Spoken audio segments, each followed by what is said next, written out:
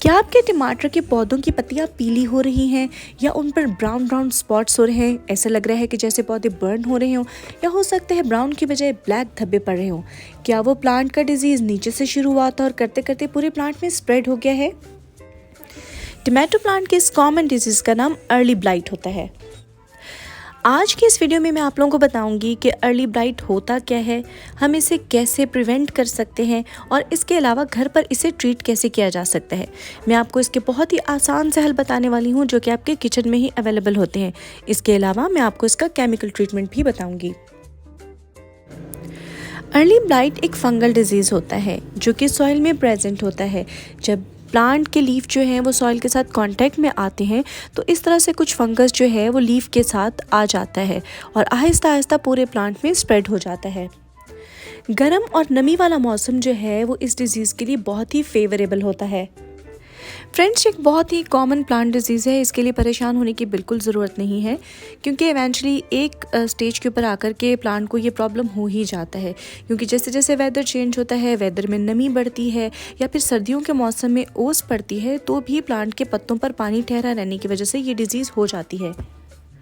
तो सबसे पहले बात करते हैं कि कैसे आप इसे आइडेंटिफाई करें कि ये अर्ली ब्लाइट है।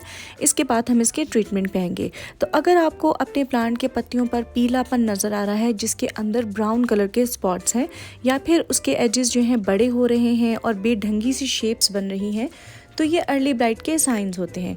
इसका बेस्ट मेथड ये होता है कि जो प्लांट्स के पार्ट इन्फेक्टेड हो गए हैं उनको आप कट कर दीजिए और कहीं दूर थ्रो कर दें। अच्छा, इस तरह की जो पत्तियां होती हैं उनको कट करके प्लांट्स के पास भी नहीं रखते क्योंकि क्या होता है कि ये दोबारा से स्प्रेड हो जाती है। ये जो फंगस होता है ये खुद से तो फोटोसिंथेसिस नहीं कर सकता, तो प्लांट के जो पार्ट ग्रीन होते हैं ये उसके साथ स्टिक हो जाता है और जब तक उसके टिश्यूज़ ग्रीन रहते हैं ये उसके खुराक बनाने के प्रोसेस से यानी फोटोसिंथेसिस से अपना खाना लेता रहता है।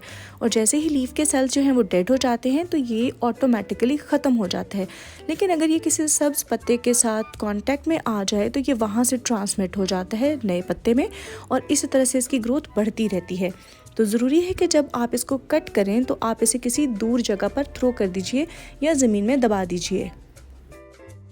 ट्रीटमेंट शेयर करने से पहले मैं आप लोगों के साथ शेयर करने वाली हूँ कुछ ऐसी क्विक से टिप्स जिसे यूज़ करके आप इस डिज़ीज़ को काफ़ी हद तक रोक सकते हैं। पाकिस्तान में अमूमन टमाटो जो है वो 2 सीजन्स में लगता है। एक तो हम इसे लगाते हैं फ़ेब में या मार्च में जो कि हमें गर्मियों की फसल देता है, और दूसरा हम इसे बरसात के बाद लगाते हैं कि जिस टाइम पे हमें सर्दियों के टमाटर मिलते हैं। तो दोनों ही सीज़न में फ्रेंड्स आप कभी भी इसे एक्स्ट्रा अर्ली मत लगाइए बल्कि सीज़न के अकॉर्डिंग ही लगाएं। अगर आपके सीडलिंग्स जो हैं वो इससे इन्फेक्ट हो जाएं तो आप इन्हें ख़त्म कर दीजिए और नए सीडलिंग्स परचेज़ करिए क्योंकि ये रीअकर हो सकता है और दोबारा भी उसी प्लांट में इसी तरह से फंगस बन सकता है।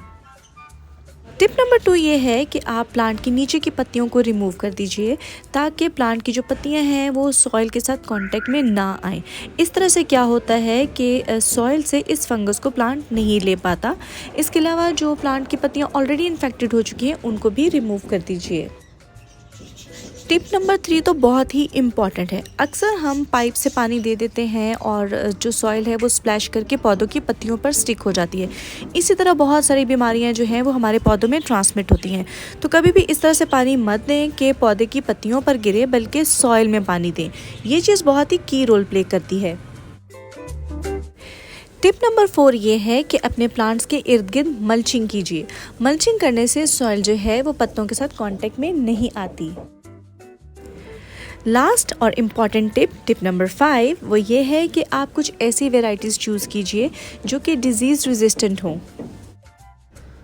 तो फ्रेंड्स, अब बात कर लेते हैं कि अगर प्लांट को ये प्रॉब्लम हो जाए तो उसे ट्रीट किस तरह किया जाए। तो फ्रेंड्स, इस प्रॉब्लम से निजात के लिए हम यूज़ करेंगे बेकिंग सोडा का स्प्रे। इसके लिए आप 2 लीटर पानी में बेकिंग सोडा लीजिए, 1 टीस्पून डिश वॉशिंग सोप जो है वो आप ले लीजिए फ्यू ड्रॉप्स। इसी तरह से वेजिटेबल ऑयल भी आपको फ्यू ड्रॉप्स चाहिए। ये इंतहाई पावरफुल सोल्यूशन है जो कि प्लांट्स के इस प्रॉब्लम को कम्प्लीटली ख़त्म कर देता है।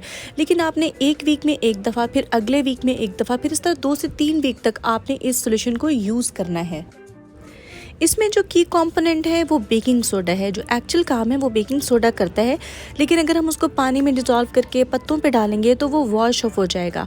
लेकिन आपको पता है कि फंगस जो है वो पत्ते के ऊपर स्टिक हुआ होता है, तो हमें कोई ऐसी चीज़ चाहिए जो पत्ते के ऊपर स्टिक हो करके उस पर काम करे। तो जब हम बेकिंग सोडा में पानी मिलाते हैं, साथ थोड़ा सा लिक्विड डिश वॉश मिलाते हैं, इसके अलावा थोड़ा से ऑयल मिलाते हैं और इसको शेक करते हैं, तो ये थोड़ी सी ग्रीसी सी थिक सी कंसिस्टेंसी वाला मिक्सचर बन जाता है, जो कि जाके प्लांट की पत्तियों पर स्टिक कर जाता है और इस तरह से अपना काम करता है। ये स्प्रे ना सिर्फ अर्ली ब्लाइट के लिए बहुत ही कामयाब है, बल्कि पेस्ट के प्रॉब्लम के लिए या किसी भी तरह की ब्लाइट के लिए या फिर पाउडरी मिल्ड्यू वगैरह के लिए भी बहुत ही ज़बरदस्त है। इसके अलावा आप एप्पल साइडर विनेगर को भी पानी में डाइल्यूट करके पौधों पर स्प्रे कर सकते हैं, लेकिन ख्याल रखिएगा कि चूँकि ये थोड़ा सा एसिडिक होता है, तो अगर इसकी कंसिस्टेंसी स्ट्रॉन्ग हो जाए तो पत्तों को नुकसान भी पहुंच सकता है। नीम ऑयल जो है वो भी बेस्ट सोल्यूशन है, लेकिन गर्म मौसम में मैं कभी भी नीम ऑयल जो है वो आपको रिकमेंड नहीं करूँगी, क्योंकि नीम ऑयल भी पत्तियों पर जा कर के स्टिक हो जाता है और उसके बाद जब तपिश पड़ती है तो वहाँ से जो पत्ते के टिश्यूज़ होते हैं वो बर्न हो जाते हैं। आप चाहें तो आपको मार्केट से बने हुए ऑर्गेनिक फंजीसाइड्स भी मिल सकते हैं, जो कि कॉपर में रिच होते हैं। अच्छा, ये प्लांट पर काम तो बहुत ही ज़बरदस्त करते हैं, लेकिन इसका प्रॉब्लम ये होता है कि अगर सॉइल में कॉपर जो है वो ज़्यादा हो जाए तो जो सॉइल वॉर्म्स होते हैं, जो प्लांट के लिए बेनिफिशियल होते हैं, वो उसको हार्म कर सकता है।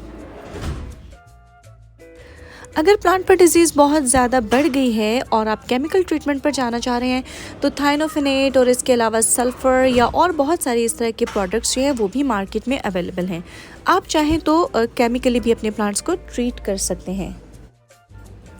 तो फ्रेंड्स, ये तो थी आज की वीडियो। होपफुली आप लोगों के लिए यूज़फुल रही होगी। हमने प्लांट्स के इस प्रॉब्लम को आइडेंटिफाई करने से लेकर के उसकी प्रिकॉशंस और उसकी ट्रीटमेंट सारी चीज़ों को डिस्कस किया।